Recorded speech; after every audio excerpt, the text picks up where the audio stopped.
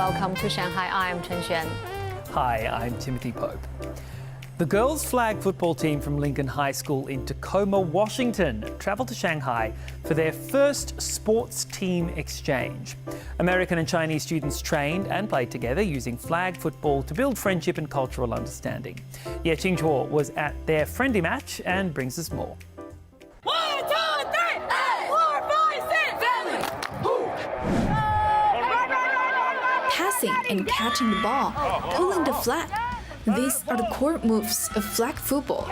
But when students from Lincoln High School in Tacoma, Washington met their peers in Shanghai, these moves took on extra meaning. Now, 10 of the players of the flag football team from Lincoln High School have traveled thousands of miles for an 8-day journey in China that combines sport with cultural exchange, marking their first ever exchange trip as a sports team.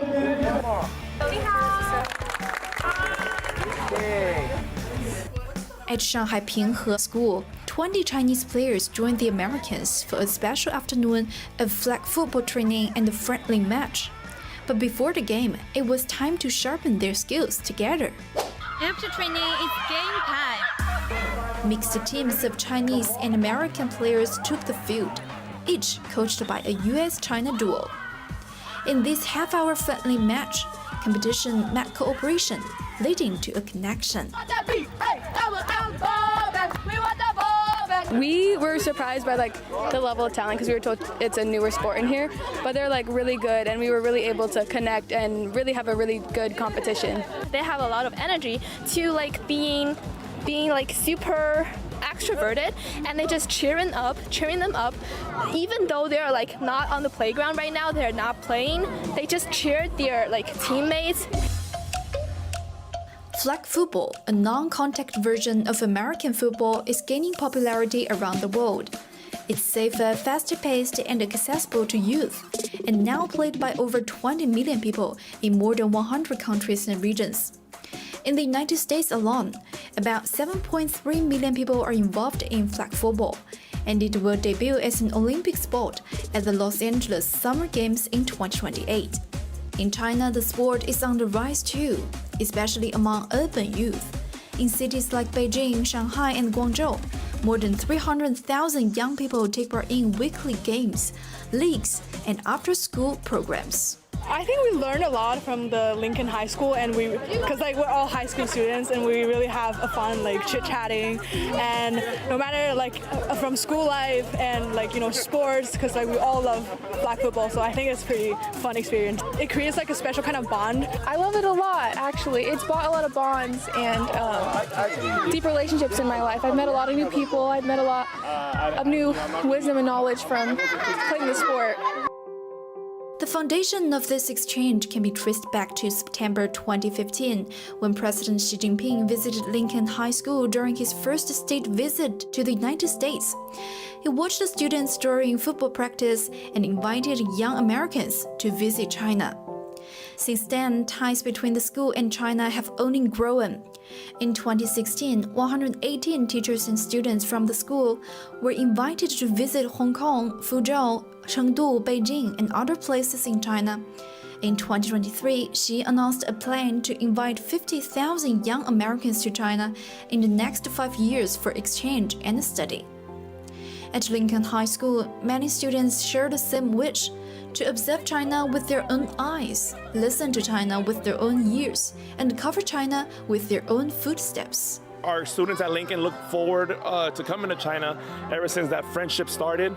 I know our students have had a lot of opportunities to come here and see all the cities and all the monuments. We are all extremely grateful to be here. This whole trip has just been a beautiful way to represent unity, meeting new people of culture, learning each other through flag football as well. It's been very nice. China's very beautiful as well. The landscapes, the city, the language, the food, everything's so beautiful here. I just want to explore more of it, more of the cities and more of the smaller areas. I think sports are a great way to bring cultures together. At every stop that we've been at every exchange that we've done, we've noticed that our girls have learned a little bit from the schools that we've been to. On this field, young players from China and the United States competed, not to win, but to grow together.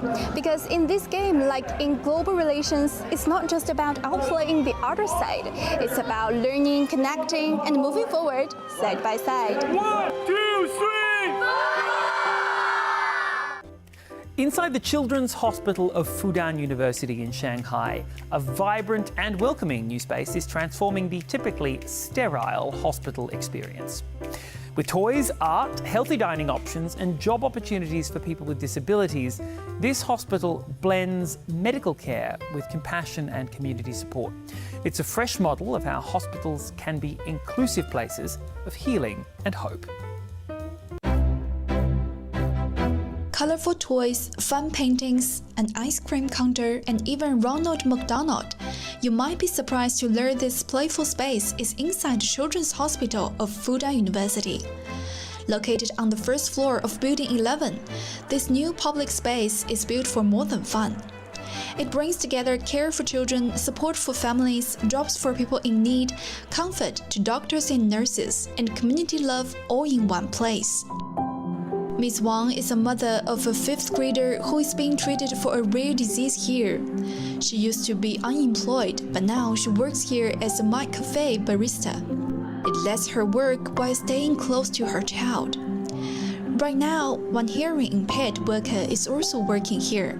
很丰富的，然后感觉就是一下子心情没有那么沉重了，感觉没有那么焦虑了，挺喜欢这份工作。我们这家餐厅是在上海首家开设在医院内部的餐厅，那因此我们也为我们的医护团队的人员和儿童患者制定了我们专属的绿色的健康的菜单。那对于医护人员的关爱我们也设定了专属的优惠套餐。 This is more than just a cafe.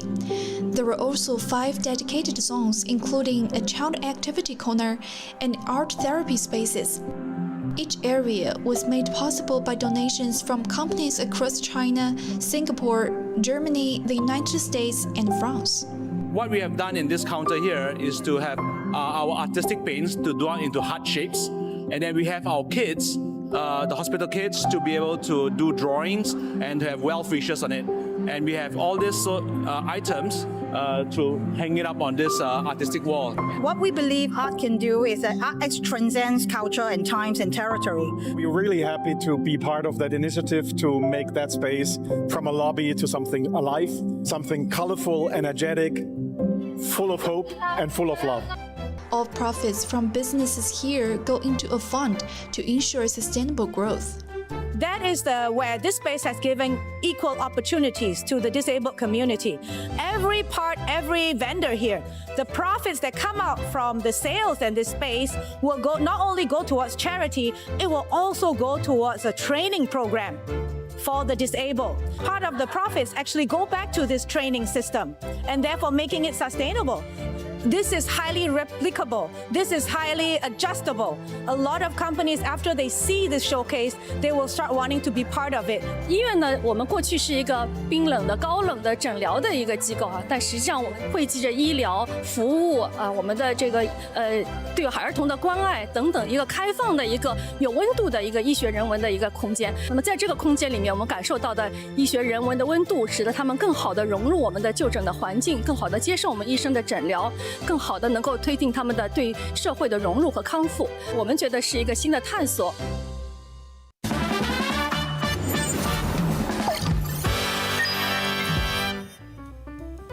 In today's Shanghai A to Z section, we recommend some delicious Chinese noodle dishes in Shanghai. If you are a noodle lover, you are in for a real treat. Well, first head over to Zhifuli for Shanghai's iconic sesame paste noodles. The restaurant is open 24 hours, so you can get some noodles whenever you want.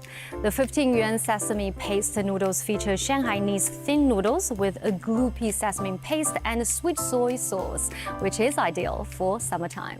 For a similar flavored dish that originated in Jiangsu province, try the Wuxi noodle with pork spare ribs at Jingmei Wuxi Noodle Restaurant. Fragrant and peppery, the broth is savory and sweet, a combination that arises from pork and dried shrimp. The restaurant also offers xiaolongbao, or little steamed buns, and wontons.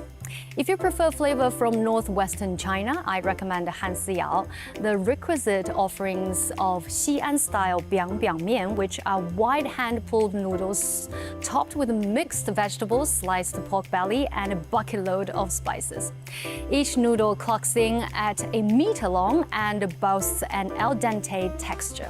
And for spicy fans, drop by Longmenzhen Chongqing Cuisine Restaurant. Available in a variety of soup and dry options, I recommend the classic Chongqing Xiaomian, with the noodles served piping hot with a mixture of chili crisps, sesame paste, vinegar, and mashed chickpeas. Well, if you have any questions for us, you can find us on the socials. We'd love to hear from you, and you can find all our content online as well. And join us here Monday to Friday on Dragon TV. Thank you so much for watching, and see you next time. Bye-bye.